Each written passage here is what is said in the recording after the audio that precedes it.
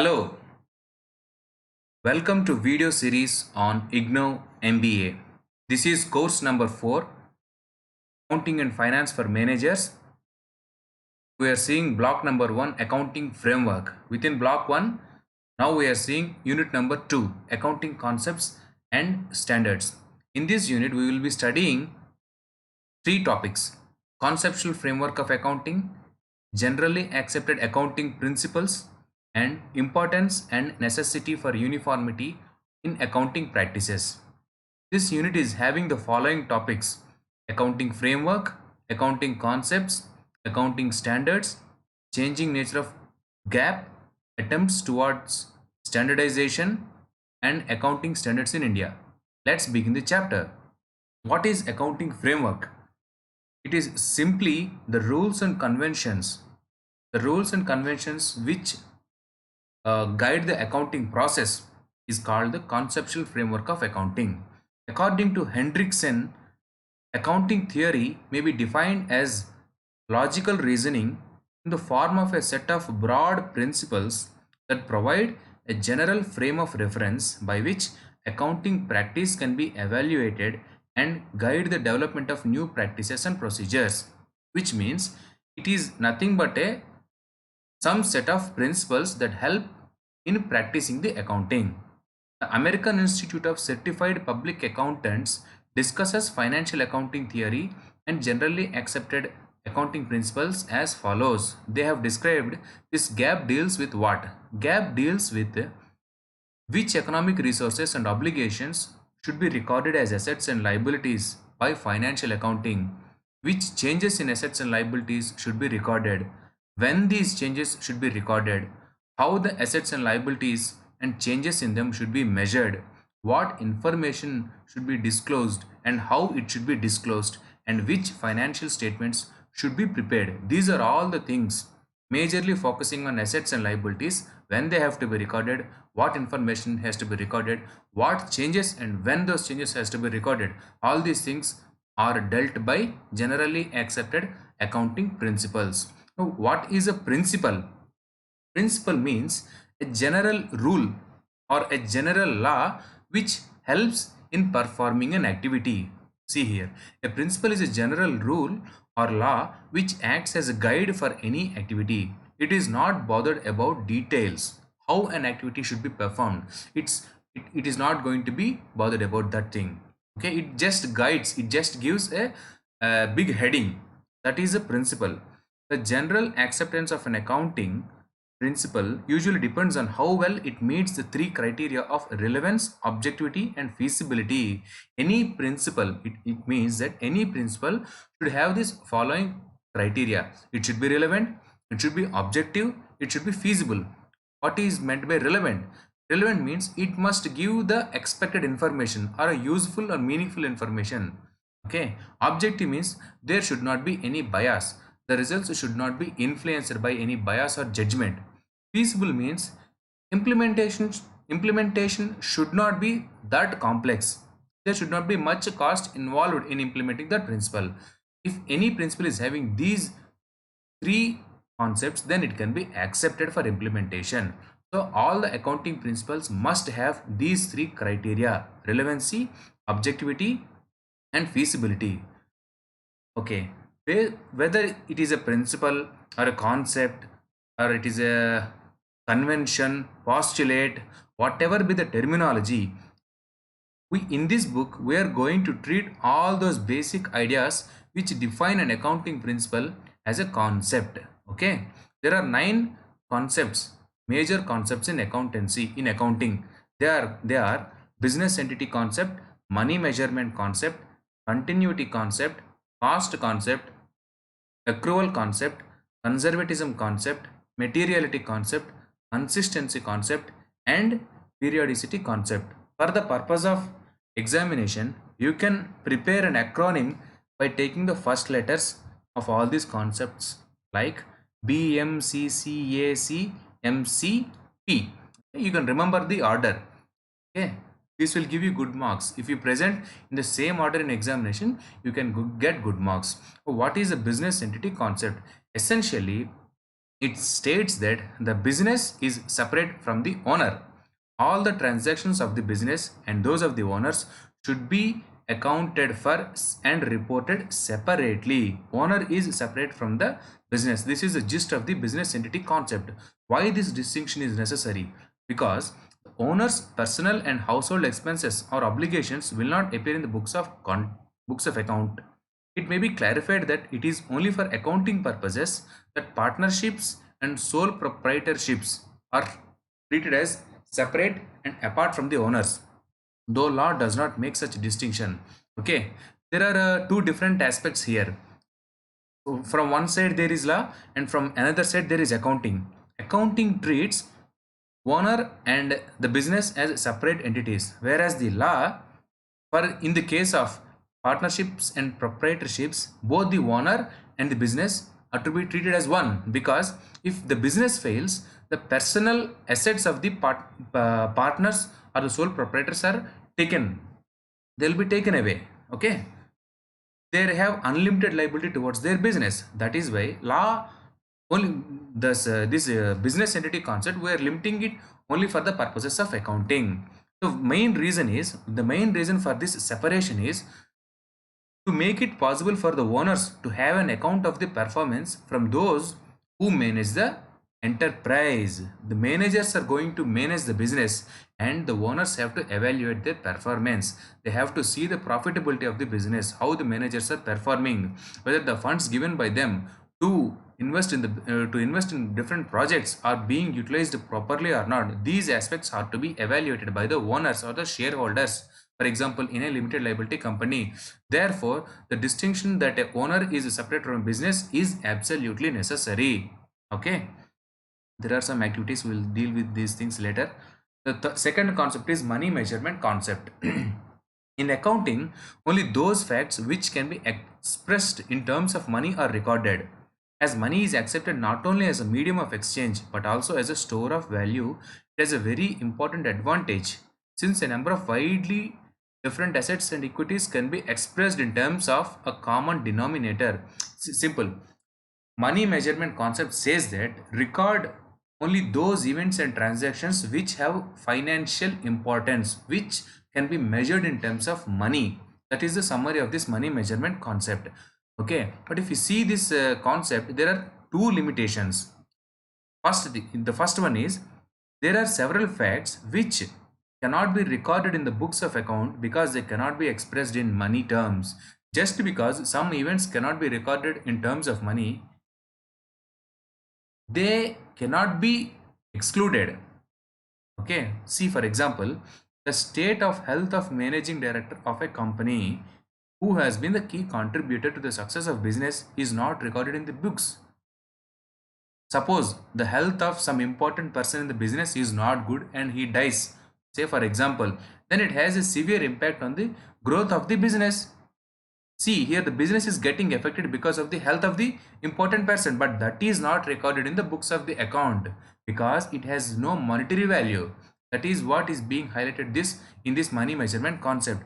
For example, take another example. There are poor working conditions in a factory, and this is also affecting the output of the factory, but that is also not recorded in the business because it has no monetary value. Okay, this is one severe limitation. Some things cannot be measured in terms of money, yet they are important. This is the limitation number one in the money measurement concept. From this standpoint, one could say that accounting does not give a complete account of the happenings in the business. You will appreciate that all these things have a bearing on the future profitability of the company. Now, what is the second limitation? Secondly, use of money implies that a rupee today is of equal value to a rupee 10 years back or 10 years later. Sorry, it was not given correctly here. A rupee today is of not equal value to a rupee 10 years back or 10 years later. 1 rupee today is not equal to 1 rupee 10 years later or 1 rupee 10 years back. But money measurement concept assumes that currency is stable. We assume stable or constant value of rupee in the books of accounts. In the accounts, money is expressed in terms of its value at the time of the event when it is recorded. Subsequently, changes will happen purchasing power of the money will definitely be changed, and this is not affected in the accounting. Therefore, this is the second limitation of the money measurement concept. It will be desirable to present in a supplementary analysis the effect of price level changes on the reported income of the business and the financial position. Right? Third concept is continuity concept. This concept assumes that the business will continue to operate forever and ever. The enterprise is viewed as a going concern, that is, as continuing an operation at least in the foreseeable future. Business exists forever is the theme of the continuity concept. Why this concept is important, or what are the consequences of this important? This assumption is of considerable importance, for it means that the business is viewed as a mechanism for adding value to resources it uses. The success of the business can be measured by the difference between output values and input values. Output values are sales or revenues, and input values are expenses. Therefore, all unused resources can be reported at cost rather than at market values. The direct consequence of this continuity concept is depreciation. Depreciation produces, depreciation or amortization is a consequence of this concept. The underlying assumption is that the cost of the asset will be allocated. For example, depreciation procedures rest upon this concept of continuity. It is this assumption which underlies the decision of investors to commit capital to enterprise. The concept holds that continuity of business activity is the reasonable expectation for the business unit for which the accounting function is being performed. Only on the basis of this assumption can the accounting process remain stable and achieve the objective of correctly recording and reporting on the capital invested, the efficiency of the management, and the position of the enterprise as a going concern. If it is not believed that the company is going to operate forever, then there can be no depreciation, then there is no reports on the capital investment, then there can be no reports on efficiency of the management. All these things will be gone for a toss. Therefore, it is important that the business is assumed to exist forever. Next concept is cost concept. Okay, this is a very important concept. This concept states that an asset is worth the price paid for or cost incurred to acquire it. Whatever we pay, that is the cost of the asset. Thus, assets are recorded at their original purchase price, and this cost is the basis for all the subsequent accounting for the assets. In the balance sheets, normally an asset is recorded at the cost of its purchase price, though its present value is much higher.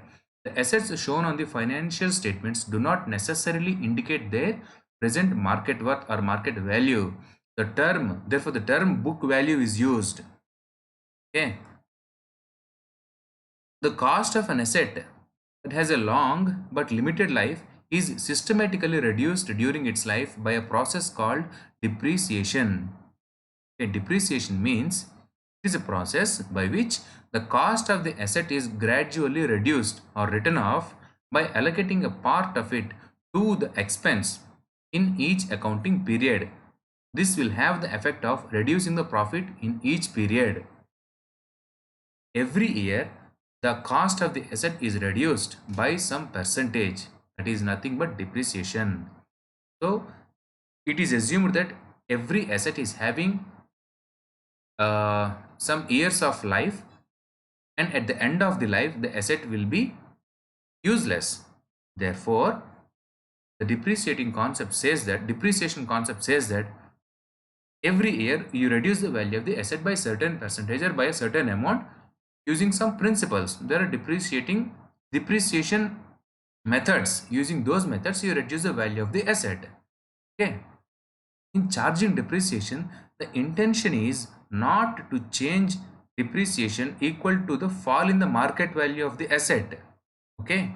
There is no relationship between depreciation and changes in the market value. The purpose of depreciation is only to allocate the cost of an asset over its useful life, and not to adjust its cost so as to bring it closer to the market value.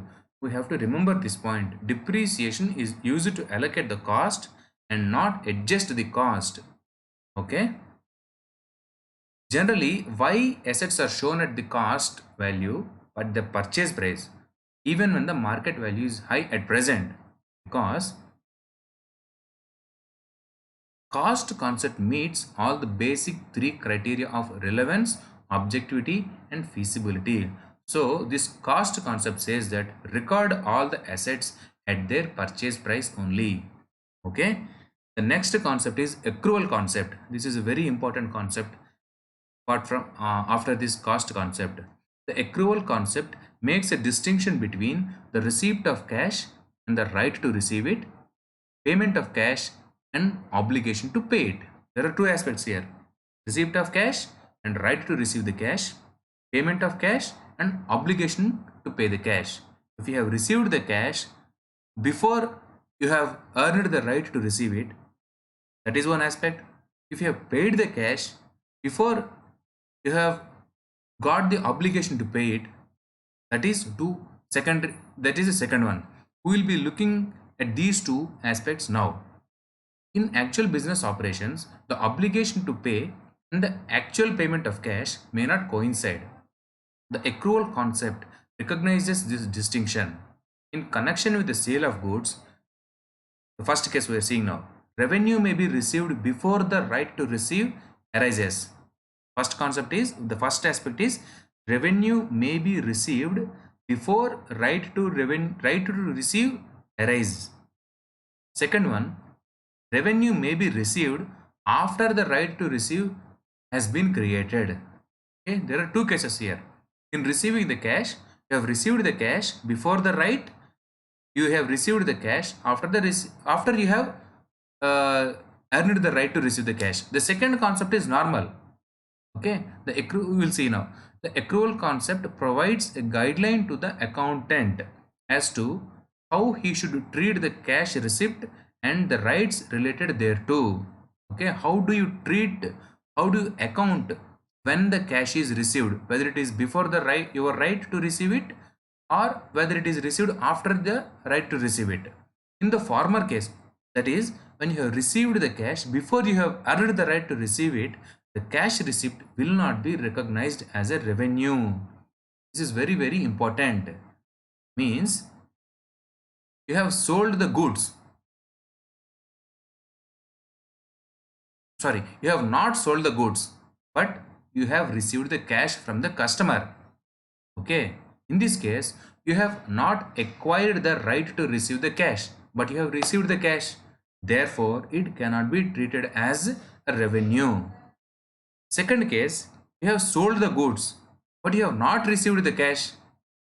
In that case, you have acquired the right to receive the cash, but the cash is not yet received. In this case, you can treat that as a revenue. Okay, now let's see the payments side. Similar treatment would be given to expenses incurred by the firm. Cash payments for expenses may be made before or after they are due for payment. Only those sums which are due and payable would be treated as expenses. Okay, only read this line. Only those sums which are due and payable means you have an obligation to pay. Such expenses would be treated as actual expenses. If a payment is made in advance, which means the due or obligation has not yet risen, then it will not be treated as an expense. It is only an advance payment. And the person who received the cash will be treated as a debtor until his right to receive the cash has matured.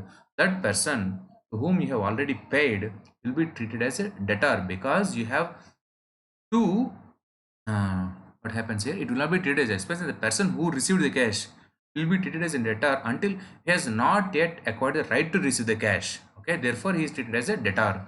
Where an expense has been incurred during the accounting period but no payment has been made. See this, expense has been incurred but payment is not yet made. In such case, you can treat the expense as an actual expenses. It can be recorded as an expense. Okay, self-explanatory. See the activity here. Okay, the next concept is concept of conservatism. This is also important. There are among these 9 concepts, cost concept, accrual concept, and conservatism concept are very important, which have a direct bearing on the balance sheet, valuation of the assets also. The concept of conservatism, also known as the concept of prudence. Remember this point. Remember this word prudence is often stated as anticipate no profit, provide for all possible losses. Okay, one should record lowest possible values for assets and revenues and the highest possible values for liabilities and expenses. If there are for assets and revenues, you record, you account the minimum value. For losses and for liabilities or losses, you record highest values. Okay, according to this concept, revenues or gains should be recognized only when they are realized in the form of cash. Unless the cash is actually received, you don't unless the cash is actually realized, you don't treat it as a gain or a revenue. Further, and also, provision must be made for all known liabilities, expenses, and losses. Wherever there is a loss, wherever there is a probability of loss, you make a provision. Okay, probable losses in respect of all contingencies should also be provided for. Okay, provision is to be made for all contingencies. What is a contingency? A contingency is a condition or a situation, the ultimate outcome of which, like gain or loss, cannot be determined accurately at present. It will be known only after the event has occurred. So what is this? We'll see this with an example. For example, a customer has filed a suit for damage against the company. Whether the judgment will be given in favor of the company or not, we do not know. Hence, it is advisable, it is prudent to provide for likely loss in the financial statements. So what happens as a natural consequence of this one? Net assets are likely to be understated and net income is likely to be overstated. Okay. Based on this concept is the widely advocated practice of valuing inventory at cost value, at cost price or the market price, whichever is lower. Why we are valuing inventory at the cost price is because of this conservatism concept only. The next concept is materiality concept. This is very simple concept. There are many events in business which are trivial or insignificant in nature. The cost of recording and reporting such events will not be justified by the usefulness of the information derived. Materiality concept holds that items of small significance need not be given strict theoretically correct treatment. Therefore, a paper stapler costing rupees 30 may last for 30 years. However, the effort involved in allocating its cost over the 3 year period is not worth the benefit that can be derived from this operation. In simple one line, small items doesn't really matter. That's what materiality concept is. Okay. The next concept is consistency concept. The consistency concept requires that once a company has decided on one method and has used it for some time, it should continue to follow the same method or procedure for all subsequent events of the same character, unless it has a sound reason to do so otherwise.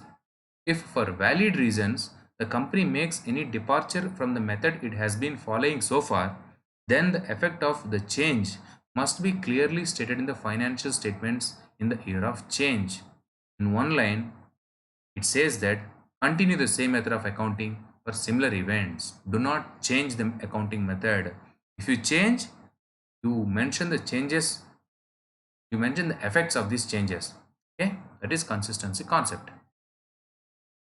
Next one is periodicity concept. Very big paragraphs are written here about periodicity concept. A simple line, it says that reports are to be released periodically. There are laws also.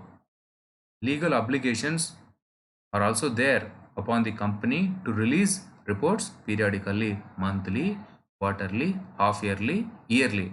Okay, whichever is feasible. for the company. Now we have seen 9 different concepts. Okay, there is one big example here which covers all this concept. With this example, we are going to revise, we are going to apply this concept. Okay, suppose a firm acquired a piece of land in 2000, in the year 2000, for a piece of rupees, for a price of rupees, sorry, rupees 6 lakh. Okay, one company has purchased land for 6 lakh rupees in the year 2000. Okay, next, factory premises were constructed in the year 2001 and operations were commenced in 2002. The firm has been successful in achieving desired profit for that past year. Okay, the balance sheet for the year 2003, the next year, is being prepared and land is required to be valued. The estimated current market price of this land is 60 lakhs. See, they have bought the land in the year 2000 for 6 lakh rupees, and in the year the current price is 60 lakhs. Now we will see the questions. Should you recommend that the land be valued at 60 lakhs? Means, can we account this 60 lakhs in our books? No, we cannot do it. The land would be carried on the balance sheet at its original cost of rupees 6 lakhs only. Why? What are the concepts of accounting involved here? In the first place, the stability of purchasing power of money implied in the money measurement concept.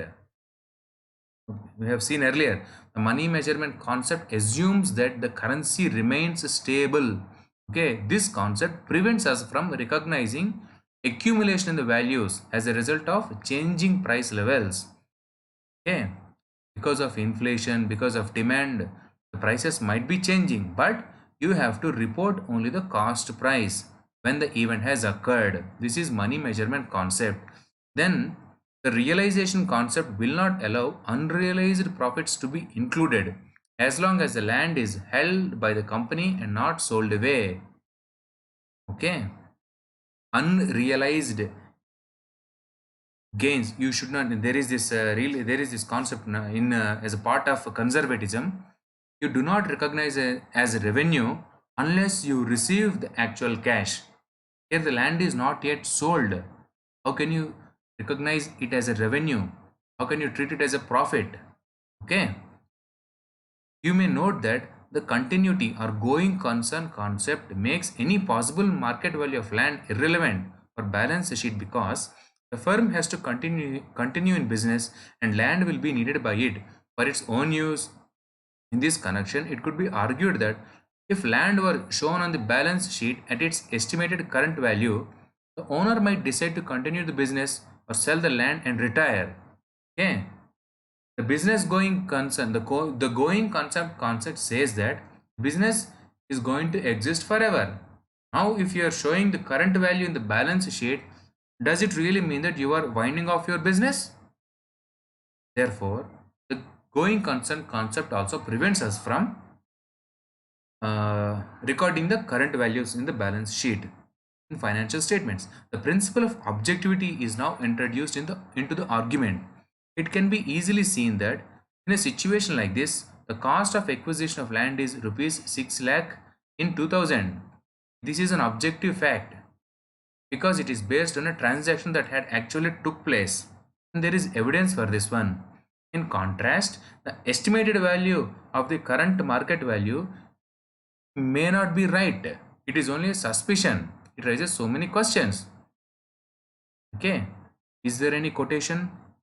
Okay, is there any verifiable evidence for the current value? So all these things say that objectivity. So uh, this recording of asset value at current price defeats the purpose of objectivity also. Okay, therefore we should not record at the current value. All these things, all these concepts are having relevance. They are objective, and there is feasibility also. Therefore accounting follows these concepts. Okay, then the next topic for us is accounting standards. Need for standards. This could be a straight question in the answer. Why there should be an accounting standard at all. Okay. The information contained in published financial statements is of particular importance to external users such as shareholders and investors. Okay.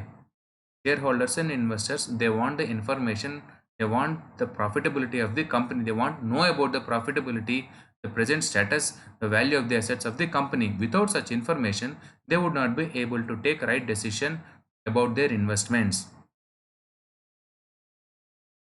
Even Companies Act, laws made by the parliament also stipulates that a company should disclose a minimum level of information in the financial statements, and that information should be uniform for the purposes of comparison. It is a responsibility of the accounting profession to ensure that the required information is properly presented. It is evident that there should not be too much discretion to companies and their accountants to present financial information the way they like. In other words, the information contained in the financial statements should conform to carefully considered standards. Then public confidence will be there. So why do we need standards means? Standards are required for uniform reporting. Companies Act mandates certain information to be disclosed in financial statements. These disclosures should be available for comparison to the investors. Therefore, standards are required. This is the summary. A changing nature of generally accepted accounting principles. Why GAAP has to be changed periodically or whenever there is a necessity? It's very simple and very obvious. Since the environment in which business operates undergoes constant changes as a result of changes in economic and financial policies of government and changes in the structure of business, continued evaluation of the relevance of these accounting principles is needed. Okay. Attempts towards standardization. I don't think this is very much important. Now, accounting standards in India. When is this ICA Accounting Standards Board formed? With a view to harmonize varying accounting policies and practices currently in use in India, the ICAI, Institute of Chartered Accountants of India, formed the Accounting Standards Board in April 1977. And what it does? It prepares standards. It includes representatives from industry and government. Right? Therefore, we have reached the end of this unit. There is this summary. Keywords are given here. Self-assessment questions or exercises. Examine the role of accounting concepts in preparation of financial statements. How each concepts affect the financial statements. We can talk about cost concept. We can talk about accrual concept. We can talk about conservatism concept, because they have a direct bearing on the direct bearing on the valuation of assets. Okay. Is it possible to give a true or a fair view of a company's position using accounting information? uh, it is almost possible to give a true and fair view, but it is not completely possible, because certain factors which are not of monetary value are not recorded in accounting statements. For example, health of the director, as we have seen in the previous example, the health of the important person, or the working conditions, these things cannot be recorded. Emotional values, all these things cannot be recorded in the accounting statements. Therefore, true and fair view cannot be given completely, but to a certain extent, using the financial nature, we can give. Do you find any accounting concepts conflicting with each other? Give examples. As we have seen earlier, no, this cost concept and conservatism concept, there is some conflict between these two concepts. Okay, we will see in detail about the other questions here. As you read the chapter, it will be understood. While you are reading, if you read one paragraph, you prepare a summary in one or two sentences of that paragraph, and from that summary, remember the bullet points. Finally, these bullet points are useful for us in the examination. Okay. Thank you for watching this video. In the next video, I'm going to make unit number 3, or if unit number 3 is not there, we're jumping to the next block, unit block 2. Okay. Thank you. Bye bye.